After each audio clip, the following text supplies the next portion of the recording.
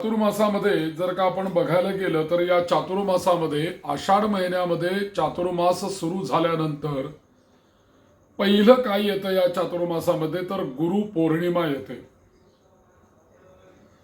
या गुरुपौर्णिमेविषयी माहिती आपण गुरुपौर्णिमेच्या आदल्या दिवशी आपण सगळ्यांनी सत्संग चुकवू नये. आपल्या इतर लोकांनाही तुम्ही लिंक पाठवा आणि 20 तारखेला संध्याकाळी रात्री असंच 9 वाजता आपण पुन्हा एकदा सत्संग घेऊ. आणि गुरुचं महत्त्व, गुरुपौर्णिमेचं महत्त्व मी फक्त सांगेन आपल्याला. तर आणि हीच लिंक आपण त्या दिवशी वापरू शकतो. हीच लिंक आपली चालेल. त्यामुळे गुरुपौर्णिमेच्या आदल्या दिवशी म्हणजे 20 तारखेला तुम्ही याच्यावरती जॉईन व्हा. तर या गुरुपौर्णिमा म्हणजे चातुर्मास सुरू होतो आषाढी एकादशीला आणि लगेचच 4 दिवसामध्ये येते ती गुरुपौर्णिमा. थोडक्यात काय आहे की जो उपासनेचा कालावधी आहे या कालावधीमध्ये 4 महिने सुरू झाल्यानंतर भगवान निद्रिस्त झाल्यानंतर, भगवान विष्णू हे निद्राधीन झाल्यानंतर, काल मी आपल्याला सांगितलं की त्यांची जागा हे भगवान शिव घेतात. म्हणून या चातुर्मासामध्ये जितकी विष्णू उपासना महत्वाची आहे तितकी शिव उपासना पण महत्वाची आहे. आणि शिव हे आद्य गुरु आहेत बरं का. म्हणजे आद्य गुरु म्हटलं की ते शंकरच, आद्य गुरु म्हटलं की महादेवच, देवांचे देव म्हटलं की महादेवच. त्यामुळे या शंकरांच्या पासून निघालेली गुरुपरंपरा, त्या गुरुपरंपरेचं पूजन करण्याचा दिवस लगेचच या आषाढी एकादशी नंतर येतो, तो म्हणजे गुरुपौर्णिमा. मध्ये कुठलाच काही एक दिवस नाहीये बघा. एकादशी झाली की द्वादशी, त्रयोदशी, चतुर्दशी, लगेच पौर्णिमा. 2च दिवस मध्ये जातात आणि गुरुपौर्णिमा येते.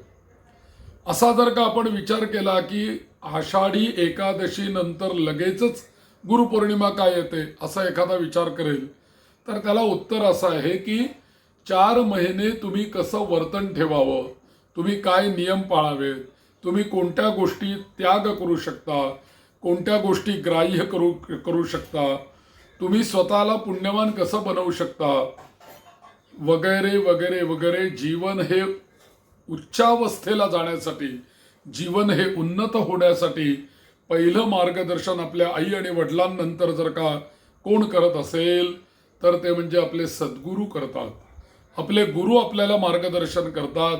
आणि म्हणूनच लगेचच आषाढी पौर्णिमा झाल्यानंतर 2च दिवसांनी येते ती गुरुपौर्णिमा.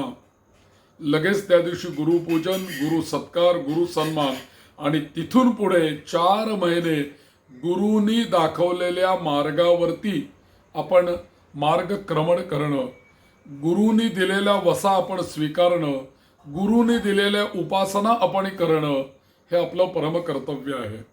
आणि त्याच्यातच आपली खरी उन्नती आहे. म्हणूनच या काळाची रचना करत असताना आपल्याला आषाढी एकादशी नंतर गुरुपौर्णिमेची रचना येते. याशिवाय या गुरुपौर्णिमेबद्दल मी आता 20 तारखेला बोलेनच. गुरु म्हणजे कोण किंवा गुरुचं महत्त्व आपल्या जीवनामध्ये काय आहे या गोष्टींबद्दल मी आपल्याला माहिती देईनच 20 तारखेला रात्री 9 वाजता. पण अजून एक गोष्ट महत्वाची आहे. या आषाढ महिन्यानंतर पहिला महिना या चातुर्मासामध्ये येतो, तो म्हणजे श्रावण महिना येतो. या श्रावण महिन्याला पवित्र मास असं म्हटलेलं आहे, उत्तम मास म्हटलेलं आहे. या श्रावण महिन्यामध्ये अनेक उपास आहेत, अनेक उपासना आहेत, अनेक प्रकारची व्रत या श्रावण महिन्यामध्ये येतात. कित्येक लोक वर्षभर काही पाळत का नाहीत परंतु ते श्रावण पाळतात. कित्येक लोक या श्रावण महिन्यामध्ये नवनाथांचं पारायण करतात, गजानन महाराजांच्या पोथीचं पारायण करतात, कोणी दासबोध पारायण, कोणी ज्ञानेश्वरी पारायण, कोणी गीता पारायण.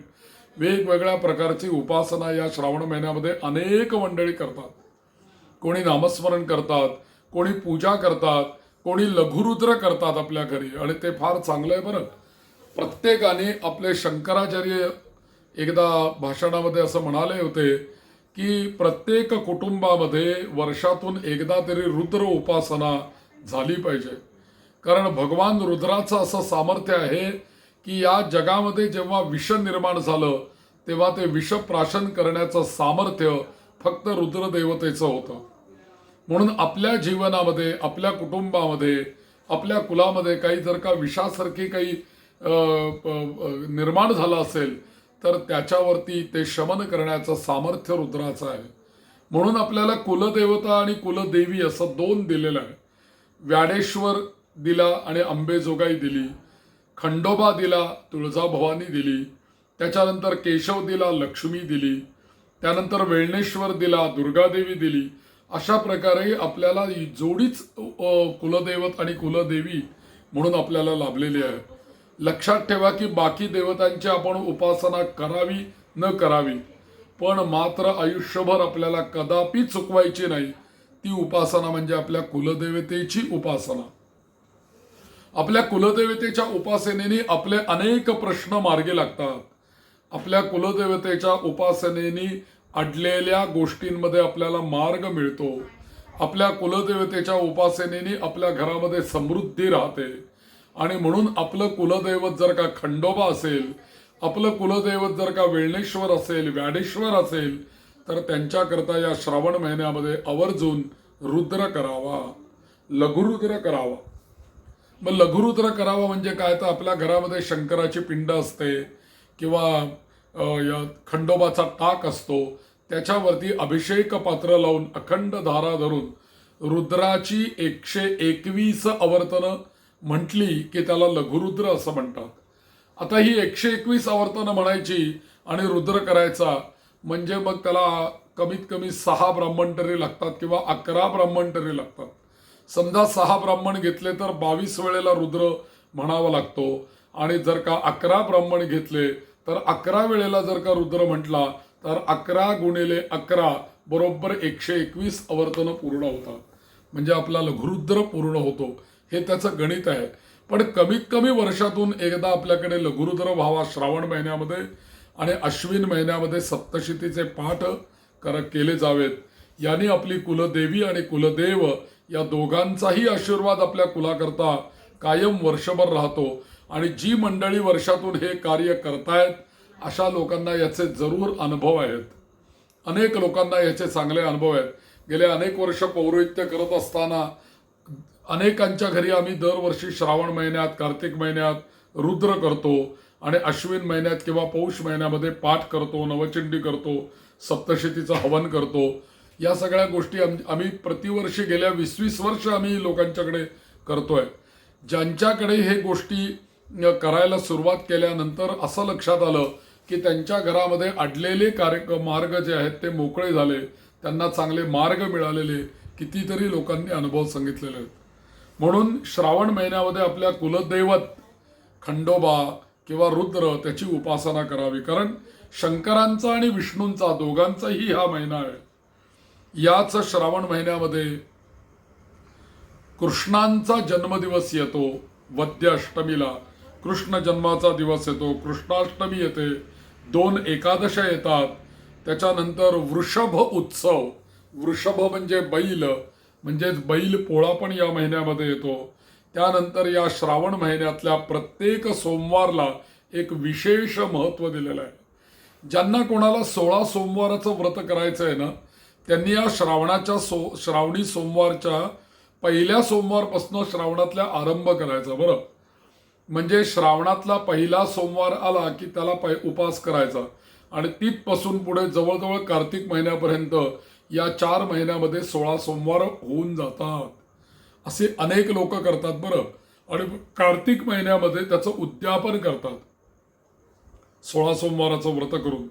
मग ते 16 सोमवाराचं व्रत करावं म्हणजे दिवसभर कडकडीत उपवास करावा. संध्याकाळी खडीसाखर खाऊन पाणी पिऊन तो उपवास सोडला जातो असा पण करतात. किंवा संध्याकाळी पूर्ण दिवस उपवास करून संध्याकाळी शंकरांना नैवेद्य दाखवून भोजन करतात. अशा पद्धतीने पण करतात. पण सोमवार हा अत्यंत महत्त्वाचा वार आहे आणि तो या श्रावणी सोमवार म्हणून त्याला विशेष असं महत्त्व आहे. त्याच्यानंतर या श्रावण महिन्यामध्ये पिठोरी अमावस्या नावाचं एक व्रत येतं. या सगळ्या व्रतांविषयी मला जर का श्रावण महिन्यामध्ये माझ्या सगळ्या कामाच्या याच्यामध्ये जर का जमलं तर ते व्रत येण्याच्या आधी 1 दिवस 2 दिवस आपण या प्रत्येक व्रताची माहिती म्हणून एक एक सत्संग असाच ऑनलाईन घ्यावा असं माझ्या मनामध्ये आहे. कारण याची माहिती, ज्योतीची माहिती, जिवंतिका पूजन ते कसं करायचं, त्याचं महत्त्व काय आहे, का करायची ज्योतीची पूजा, ती या श्रावण महिन्यामध्ये शुक्रवारी येते. तर पिठोरी अमावस्या म्हणजे काय, त्या व्रताचं फल काय, ते कसं करायचं, या सगळ्या गोष्टी ऐकण्यासारख्या आहेत. बरं, आज आपण जर का या गोष्टी ऐकल्या नाहीत तर आपण पुढच्या पिढ्यांना अजून 5-10 वर्षांनी काय सांगणार आहोत भगवान जाणे, म्हणजे भगवंतालाच माहिती. आपल्यापर्यंतच काही जर का पोचलं नाही तर आपण पुढच्या पिढ्यांना काय सांगणार आहोत, त्याच्या मागचं मर्म काय आहे, त्याच्या मागचं शास्त्र काय आहे, आणि एखाद्याला जर का इच्छा झाली तर व्रत करण्याची तर ते कसं केलं पाहिजे याच्याविषयी योग्य मार्गदर्शन हे अशी चर्चा केल्याशिवाय होणार नाही. म्हणून हा एक आपण अल्पसा प्रयत्न करतोय की ऑनलाईन का विना लोकांना गोळा करून त्यांना ही माहिती देण्याचा एक आपण या आपल्या ग्रुपच्या द्वारा प्रयत्न करतो आहोत. तर या श्रावण महिन्यामध्ये येणाऱ्या प्रत्येक पर्व ज्याला आपण म्हणू, मग ती कृष्णाष्टमी असेल, श्रावणी सोमवार असेल, पिठोरी अमावस्या असेल, शिवामुष्टी व्रत असेल, आणि सुवासिनी स्त्रियांकरता, नवीन लग्न झालेल्या स्त्रियांकरता, मुलींकरता अत्यंत सुंदर असं व्रत म्हणजे मंगला गौरीचं व्रत. आणि त्या मंगला गौरीच्या व्रतालाच म्हणतात शिवमंगला गौरी व्रत. हेही या श्रावण महिन्यामध्ये येतं. म्हणजे बघा, सोमवार गेला शंकरांचा, मंगळवार मंगळागौर, त्यानंतर शुभ्र बुधवारचं व्रत, त्याच्यानंतर गुरुवारी व्रत, प्रत्येक वारी कुठलं ना कुठलं तरी व्रत या श्रावण महिन्यामध्ये आहेच. आणि प्रत्येक वाराला महत्व आहे, प्रत्येक दिवसाला महत्व आहे, प्रत्येक तिथीला या श्रावण महिन्यामध्ये महत्व आहे. अहो, या श्रावण महिन्याच्या अमावस्येला सुद्धा महत्व आहे. श्रावण महिन्याच्या अमावस्येलाच तर पिठोरी अमावस्येचं व्रत येतं. श्रावण महिन्याच्या अमावस्येलाच बैलपोळा येतो. त्यामुळे त्या अमावस्येला सुद्धा श्रावणाचं महत्व आहे.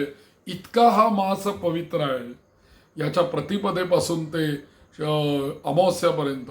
आता लोक मला गेल्या 8-10 दिवस 15 दिवस सारखे मेसेज येत असतात, गुरुजी आम्हाला लघुरुद्र करायचा आहे, पण केव्हा करायचा केव्हा करायचा असं प्रश्न विचारतात.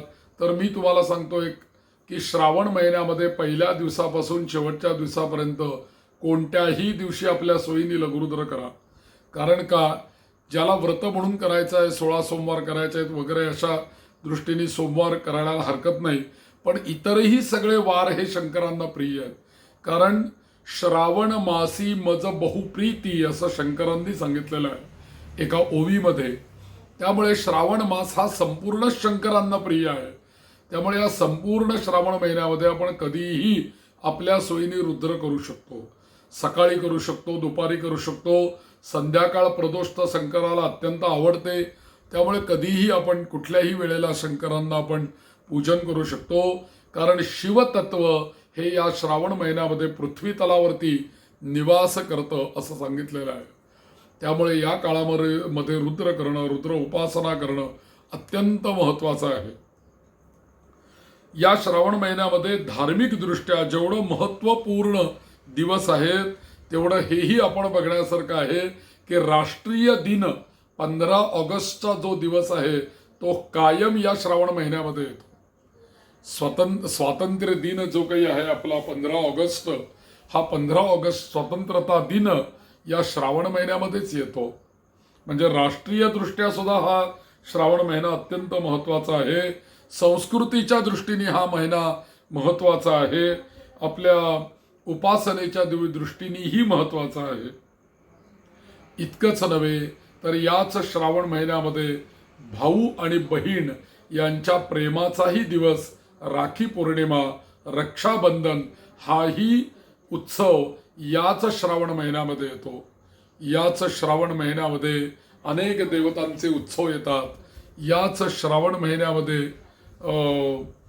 जसं मंगळागौरी येते, सोमवार येतो, तसं अजूनही काही गोष्टी महत्त्वाच्या आहेत. राखी पौर्णिमा, रक्षाबंधनाचा दिवस हाही त्यातला महत्त्वाचा दिवस आहे. इतकंच नव्हे, गोपाळ काल्याचा दिवस हाही या श्रावण महिन्यामध्ये येतो. म्हणजे बघा किती या श्रावण महिन्यामध्ये माणसाला, ज्याला उपासना करायची आहे त्याला इकडे तिकडे बघायला वावच नाहीये. संपूर्ण महिनाच त्याला उपासना करता धर्मशास्त्राने दिलेला आहे. किती करू आणि किती नको अशी अवस्था होईल इतकं या श्रावण महिन्याला महत्व विशेष आपल्या धर्मशास्त्राने दिलेलं आहे. आणि हा श्रावण महिना झाल्यानंतर त्याच्यानंतरचा महिना या चातुर्मासामध्ये येतो. कित्येक लोकांचा असा एक गैरसमज असतो की श्रावण महिना संपला म्हणजे चातुर्मास संपला का काय असं लोक बोलायला लागतात. संपला चातुर्मास असं वाटतं, पण चातुर्मास तिथे संपत नाही, कारण 4 महिने पूर्ण व्हायला पाहिजेत.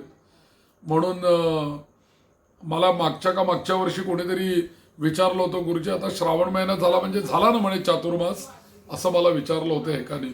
मला त्यांना काय उत्तर द्यावं 2 मिनिटं समजलंच नाही.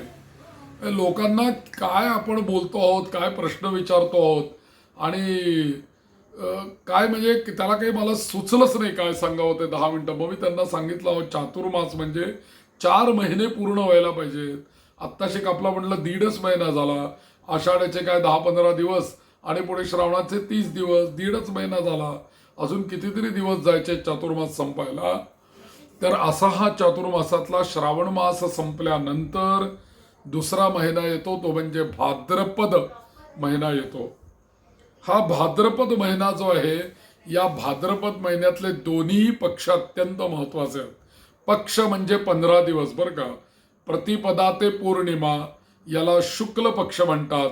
पुन्हा प्रतिपदा ते अमावस्या याला कृष्ण पक्ष असं म्हणतात. म्हणून शुक्ल पक्ष आणि कृष्ण पक्ष हे दोन्हीही या भाद्रपदातले महत्वाचे आहेत. आणि या भाद्रपद महिन्यामध्ये सगळ्यात पहिल्यांदा उत्सव येतो अमावस्या संपल्यानंतर. श्रावण अमावस्या संपल्यानंतर हरितालिका हे व्रत येतं. हरतालिका होते न होते तो लगेच गणेश चतुर्थी येते. गणेशोत्सव प्रारंभ होतो, गणपती बसवला जातो. गणेशोत्सव तिथून पुढे 1.5 दिवस, 5 दिवस, 7 दिवस, 9 दिवस, 10 दिवस अशा पद्धतीने गणेशोत्सव सगळीकडे साजरा केला जातो.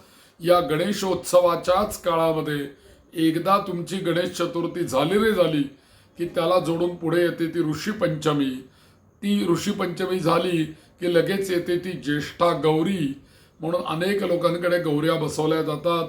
कोणाकडे उभ्या गौऱ्या असतात, कोणीकडे खड्याच्या गौरी असतात. वेगवेगळ्या प्रकारे गौरी उत्सव साजरा केला जातो. त्याच्यानंतर मग वामन द्वादशी येते आणि त्याच्यानंतर अनंत चतुर्दशी येते. त्या दिवशी अनंताचं व्रत केलं जातं. अनंताचंही व्रत अत्यंत महत्वाचं आहे. आणि त्याच्यानंतर प्रोष्ठपदी पौर्णिमा या भाद्रपद महिन्यामधली येते.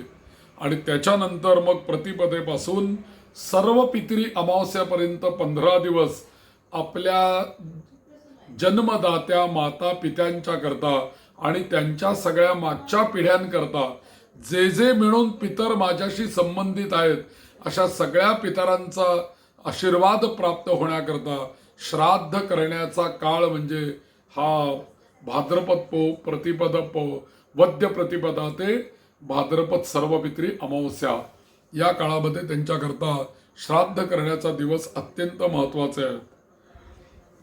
मग या भाद्रपद महिन्यानंतर या प्रसंगी या भाद्रपद महिन्यामध्ये सुद्धा अनेक प्रकारचे धार्मिक, सांस्कृतिक आणि सामाजिकही पद्धतीने हा गणेशोत्सवही या भाद्रपदामध्ये साजरा केला जातो. आनंद उत्सव साजरा केला जातो. या भाद्रपद वद्य पक्षामध्ये पितरांची उपासना केली जाते. आणि कधी कधी या भाद्रपदामध्ये कपिला षष्ठी नावाचा अत्यंत अतिदुर्लभ असा योग काही वर्षांच्या अंतराने या दिवसामध्येच येत असतो. त्याला कपिला षष्ठीचा योग असं म्हणतात. एखाद्याच्या आयुष्यामध्ये हा कपिला षष्ठीचा योग आहे तो फार तर एखाद्याच्या आयुष्यामध्ये 2दा किंवा 3दाच येऊ शकतो. इतका हा योग दुर्मिळ आहे. बरेच वर्षांनी येतो पण तो भाद्रपद महिन्यामध्येच येतो. कधी निश्चित तो येतो याविषयी मतमतांतरे आहेत, परंतु हा योग पंचांगामध्ये दिलेला असतो आणि तो योग कधीतरी येत असतो. हाही योग या भाद्रपद महिन्यामध्येच येतो. या भाद्रपदानंतर येतो तो अश्विन महिना. या अश्विन महिन्यामध्ये तर नवरात्र कुलधर्म, कुलाचार या दृष्टीने हा अत्यंत महत्त्वाचा काळ आहे आणि त्यामुळे तो अत्यंत महत्त्वाचा काळ मानला जातो. आणि मग अश्विन शुद्ध प्रतिपदेपासून ते विजयादशमीपर्यंत सर्व घरांमध्ये देवीचा उत्सव, देवीचं नवरात्र साजरं केलं जातं. अर्थातच 3.5 मुहूर्तापैकी एक मुहूर्त असलेला हा दसरा नावाचा मुहूर्त सुद्धा या अश्विन महिन्यामध्ये येतो. याच अश्विन महिन्यामध्ये येते पौर्णिमा. त्या पौर्णिमेला म्हणतात कोजागिरी पौर्णिमा. तोही दिवस अत्यंत महत्त्वाचा आहे. या कोजागिरी पौर्णिमेच्या दिवशी नदीवर स्नान करावं असं सांगितलेलं आहे. या अश्विन पौर्णिमेला कोजागर व्रत केलं जातं. त्यानंतर ज्येष्ठ अपत्य निरांजन असं पण केलं जातं, म्हणजे आपल्या ज्येष्ठ अपत्याला त्या दिवशी ओवाळलं जातं. हाही उत्सव या अश्विन महिन्यामध्ये येतो. आणि त्यानंतर अश्विन कृष्ण द्वादशीपासून दिवाळीला सुरुवात होते आणि दिवाळीला प्रारंभ होतो. 5 दिवसाचा किंवा 4 दिवसाचा दीपोत्सव. दिवाळी आपली या अश्विन महिन्यामध्ये येते आणि याच अश्विन महिन्यामधली वद्य द्वादशी जी आहे ती वद्य द्वादशी गुरुद्वादशी म्हणून ओळखली जाते. त्याच्यानंतर याच अश्विन महिन्यामध्ये धन्वंतरीचं प्रागट्य झालं म्हणून याच अश्विन महिन्यामध्ये वैद्य लोक जे काही आहेत ते धन्वंतरी याग करतात, धन्वंतरी पूजन करतात आणि मग नरक चतुर्दशी येते, अभ्यंग स्नान करतात आणि मग अश्विन अमावस्येला लक्ष्मी पूजन केलं जातं. अशा पद्धतीने अश्विन महिना सुद्धा या चातुर्मासामध्येच येतो. आणि मग शेवटचा महिना जो येतो तो म्हणजे कार्तिक महिना. आणि या कार्तिक महिन्यामध्ये कार्तिक पौर्णिमा जी आहे त्या कार्तिक पौर्णिमेला पण फार महत्त्व आहे. कार्तिक शुद्ध प्रतिपदा जर का म्हणाल तुम्ही तर त्याला आपण दिवाळीतलीच प्रतिपदा आणि म्हणतो आणि त्याला आपण म्हणतो की बलिप्रतिपदा असं म्हणतो. दिवाळीतला मुख्य दिवस तो 3.5 मुहूर्तापैकी एक मुहूर्त मानला जातो. असा पाडवा पण या कार्तिक महिन्याच्या प्रतिपदेला येतो. व्यापाऱ्यांच्या दृष्टीने हा दिवस अत्यंत महत्त्वाचा असतो आणि तो महत्त्वाचा मानला जातो. आणि कार्तिक शुद्ध द्वितीया जी आहे ती म्हणजे यमद्वितीया म्हणजे भाऊबीज आपल्याकडे येते. ती पण या चातुर्मासामध्येच येते आणि ती पण मोठ्या उत्साहाने साजरी केली जाते. कार्तिक शुद्ध एकादशीला किंवा द्वादशी या दिवशी विष्णू प्रबोध उत्सव केला जातो. विष्णूंना जाग केलं जातं. 4 महिने तिथे आपला चातुर्मास पूर्ण होतो आणि विष्णूंना जाग केल्याबरोबर तुलसी मातेबरोबर त्या विष्णूंचा विवाह केला जातो. म्हणून तुलसी विवाह अनेक लोकांच्या घरी तुळशीचं लग्न लावतात आणि या चातुर्मासाची खऱ्या अर्थाने समाप्ती होते. आणि मग पूर्वीच्या काळी लग्नाचे लोक जे मुहूर्त काढायचे ते मुहूर्त या तुळशीच्या लग्नाच्या नंतरच लग्नाचे मुहूर्त काढले जायचे. आणि त्याच काळामध्ये पुढे मग कार्तिक महिन्यापासून पुढे मार्गशीर्ष, पौष, माघ अशा महिन्यांमध्ये पुढे लग्न विधी होत असत. आणि काळाच्या दृष्टीने पण बघा लग्नाचे मुहूर्त त्या काळामध्ये का असतात याचं कारण म्हणजे निसर्ग त्यावेळेला पाऊस कमी झालेला असतो. सगळीकडे सुगीचे दिवस असतात.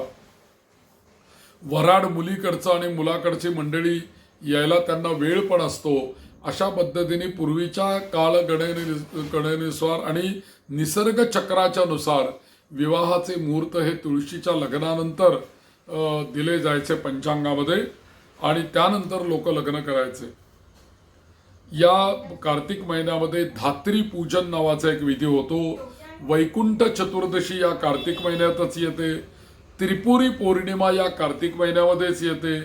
अशी सुद्धा व्रत आणि उपवास आणि वेगवेगळी पूजन या कार्तिक महिन्यामध्ये केली जातात. असा हा संपूर्ण 4 महिन्यांचा हा जो काही कालावधी आहे हा चातुर्मास हा अत्यंत महत्त्वाचा असा कालावधी आहे. याच्यातल्या प्रत्येक विषयावरती चिंतन करण्यासारखं आहे की नक्की याचं महत्त्व काय काय आहे. प्रत्येक महिन्यातल्या या आता एवढे आपण ऐकलं की भाद्रपद महिन्यात काय आहे, कार्तिक महिन्यात काय आहे, अश्विन महिन्यात काय आहे, श्रावण महिन्यात काय आहे, या सगळ्या गोष्टी आपण ऐकल्या. पण त्या प्रत्येक गोष्टीबद्दल महत्त्व हे त्या त्या वेळेला आपल्याला समजलं पाहिजे. माझ्या यूट्यूब चॅनलवरती मंदार सुमंगल नावाचा माझा यूट्यूब चॅनल आहे. त्या चॅनलवरती एक श्रावण मास नावाची एक प्लेलिस्ट आहे. त्याच्यावरती या श्रावण महिन्यामधली सगळी जी व्रतं आहेत, जे जे काही उत्सव आहेत, या प्रत्येक श्रावण महिन्यातल्या उत्सवांवरती म्हणजे गोकुळ अष्टमी, गोपाळ अष्टमी, त्यानंतर श्रावणी सोमवार, शिवामुष्टी व्रत, प्रदोष व्रत, या सगळ्या गोष्टींवरती मी एक एक व्हिडिओ बनवून त्या श्रावण मास या प्लेलिस्टवर ठेवलेला आहे. ज्यांना कोणाला अधिक अभ्यास करण्याची इच्छा आहे आणि पुन्हा पुन्हा ते सत्संग ऐकण्याची इच्छा आहे, त्यांनी जरूर माझ्या चॅनलला भेट द्या. श्रावण मास म्हणून टाका आणि मंदार खळदकर टाका, तरी माझे व्हिडिओ आपल्याला मिळतील. या श्रावण महिन्यातल्या प्रत्येक दिवसाचं महत्त्व वेगवेगळ्या व्हिडिओमध्ये मी सांगितलेलं आहे. जीवंतिकात म्हणजे ज्योतीच्या पूजनाचं महत्त्व सांगितलेलं आहे, पिठोरी अमावस्येचं सांगितलेलं आहे. आणि याशिवाय आपण प्रत्येक उत्सवाच्या आधी 1-2 दिवस 3 दिवस जसं आपल्याला जमेल तसं माझ्या आणि तुमच्या सोयीनी आपण प्रत्येक विषयी एक एक सत्संग घेणारच आहोत, कारण ते माझ्या मनातच आहे. आणि दुसरी गोष्ट, या श्रावण महिन्याचा विचार करता थोडक्यात म्हणजे आषाढ शुक्ल एकादशी पासून कार्तिक शुक्ल एकादशी पर्यंत किंवा आषाढाच्या पौर्णिमेपासून कार्तिक पौर्णिमेपर्यंत होणारे जे 4 महिने आहेत, या 4 महिन्याच्या काळाला चातुर्मास असं म्हणतात.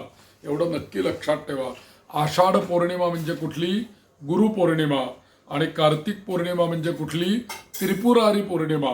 म्हणजे गुरुपौर्णिमेपासून ते त्रिपुरारी पौर्णिमेपर्यंत हा जो काळ आहे, हा 4 महिन्याचा काळ आहे, याला चातुर्मास असं म्हणतात. या चातुर्मासाच्या आरंभी जी एकादशी येते, त्या एकादशीला देवशयनी एकादशी असं म्हणतात. आणि ज्या एकादशीला देवाला उठवलं जातं, प्रबोधित केलं जातं, प्रबोधन केलं जातं, त्या कार्तिकी एकादशीला देव प्रबोधिनी एकादशी असं म्हणतात.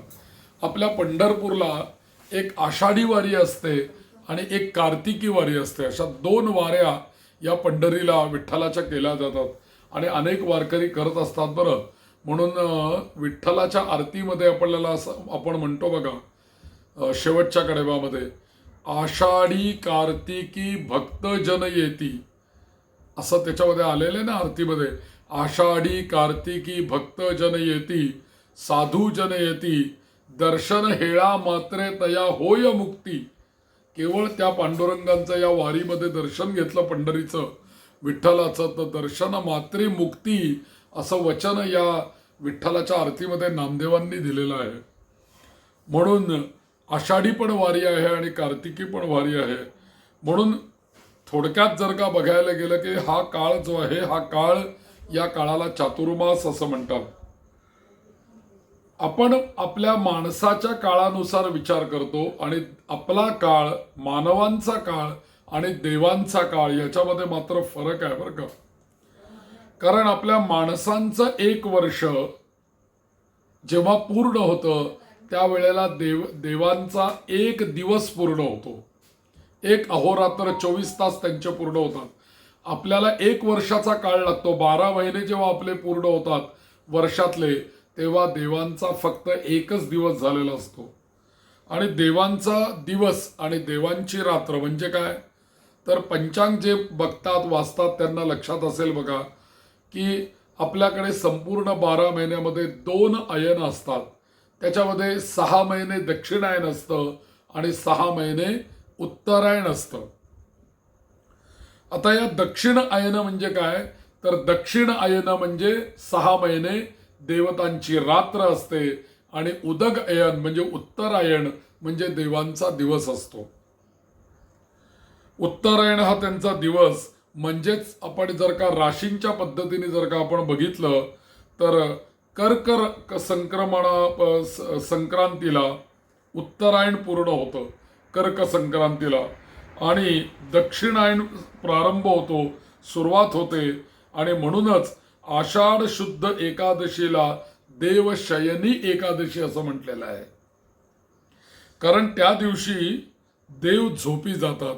म्हणजे खऱ्या अर्थाने दक्षिणायन चालू आहे ना आत्ता दक्षिणायन चालू आहे. नंतर कार्तिक महिन्यानंतर उदगायन उत्तरायण सुरू होणार आहे. त्यामुळे दक्षिणायन सुरू झालं म्हणजे देवांची रात्र सुरू झाली. त्यामुळे 4 महिने विष्णू झोपायला जातात, ते विश्रांती घेतात. म्हणून याला देवशयनी एकादशी असं म्हटलेलं आहे. मला वाटतं आपल्याला हे समजलं असेल मला काय सांगायचं तुम्हाला, की 6 महिने देवतांचा दिवस, 6 महिने देवतांची रात्र.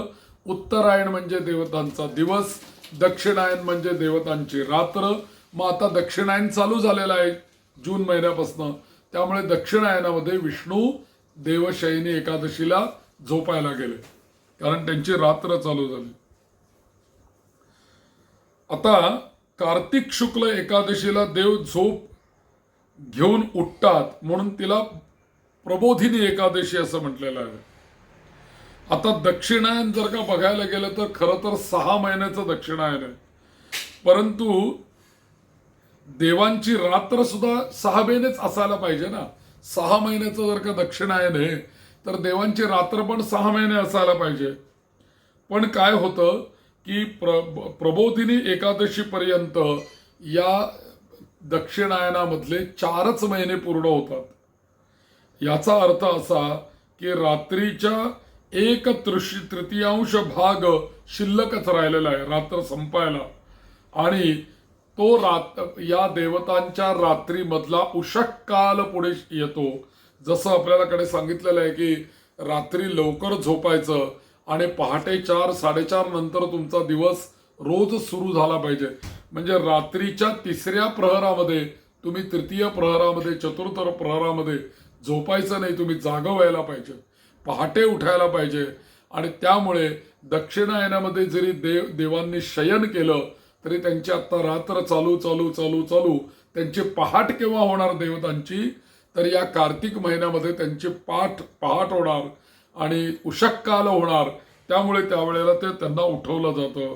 म्हणून एकादशीपर्यंत 4च महिने पूर्ण झाल्यानंतर त्यांचे रात्र संपते आणि उरलेले जे 2 महिने आहेत दक्षिणायनामधले ते 2 महिने म्हणजे देवतांचा उषक काल असतो. पहाट असते, रात्र संपलेली असते, 1/3 भाग तिथे शिल्लक असतो आणि त्याच वेळेला सगळेजण देव जागे होतात आणि सर्व देव आपापले व्यवहार करायला लागतात, कार्य करू लागतात. म्हणून या देवतांच्या निद्रा काळामध्ये काही असुर हे प्रबल होतात. त्यांना बरं वाटतं अरे देव आता झोपी गेले, आता कोण आपल्याला मारायला येणार. म्हणून काही असुर असे प्रबल होतात आणि त्या या मानवांना त्रास द्यायला लागतात. आणि असं सांगितलेलं आहे की त्या असुरांपासनं, राक्षसांपासनं आपलं संरक्षण होण्यासाठी प्रत्येकाने काही ना काहीतरी व्रत केलं पाहिजे. प्रत्येकाने काही ना काहीतरी उपासना केली पाहिजे. आणि जर का आपण उपासनेच्या द्वारा, व्रताच्या द्वारा देवतांशी जर का जोडलेले नसू तर आपल्याला या काळामध्ये असुर शक्ती, राक्षसी शक्ती ह्या आपल्याला त्रास देणार आहेत. म्हणून त्या असुरी शक्ती आणि राक्षसी शक्ती आपल्याला त्रास देऊ नयेत म्हणून या काळामध्ये आपण व्रतवैकल्य केली पाहिजेत, उपासना केली पाहिजे. आणि म्हणून या कार्तिक या व्रताचा जो काही सुरुवात आहे, व्रत खरं तर नित्यच आहे. परंतु असं असताना सुद्धा आषाढ शुक्ल द्वादशीला विष्णू पूजनाने, विष्णूंच्या उपासनेने या व्रताला सुरुवात करतात आणि कार्तिक शुद्ध द्वादशीला या व्रताची समाप्ती करतात. आणि हे व्रत कोणीही, स्त्री पुरुष 4ही वर्णातले कोणी, ब्राह्मण, क्षत्रिय, वैश्य सगळेच करू शकतात. आपापल्या वैभवाप्रमाणे, आपापल्या शक्तीप्रमाणे आपण व्रत करावं, आपण उपासना करावी. वैष्णव, शैव, गाणपत्य, सौरी, शाक्त सगळ्यांनी उपासना या महिन्यामध्ये करावी, या काळामध्ये करावी असा दंडक शास्त्रांनी सांगितलेला आहे. आषाढ शुक्ल द्वादशीला विष्णूची पूजा करतात आणि या पूजेमध्ये जाईची फुलं त्या विष्णूंना व्हावीत असं सांगितलेलं आहे. मग असा हा चातुर्मास जो काही आहे तो या 4 महिन्याचा काळ हा आपल्याला उपासनेला अत्यंत महत्वाचा आहे. याच्या